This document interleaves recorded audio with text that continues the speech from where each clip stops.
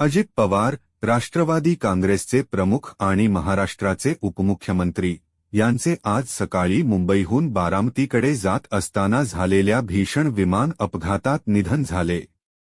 या अपघातात पवार यांच्यासह वैमानिक आणि पवारांचे सुरक्षा कर्मचारी अशा एकूण 4 जणांचा मृत्यू झाला आहे.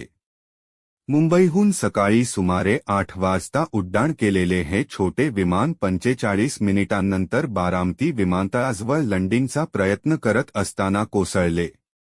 मिळालेल्या माहितीनुसार स्थानिक स्वराज्य संस्थांच्या निवडणुकांच्या पार्श्वभूमीवर पवार यांना 4 महत्त्वाच्या सार्वजनिक सभांना उपस्थित राहायचे होते. घटनास्थळावरील दृश्यांमध्ये आगीचे लोळ, धुराचे लोट, विमानाचे अक्षरशः चुरगळलेले अवशेष आणि जखमींना जवळच्या रुग्णालयात घेऊन जाणाऱ्या रुग्णवाहिका दिसत आहेत.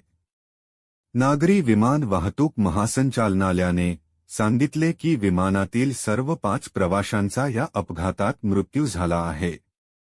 66 वर्षीय अजित पवार हे ज्येष्ठ नेते आणि राष्ट्रवादी काँग्रेसचे संस्थापक शरद पवार यांचे पुतणे होते.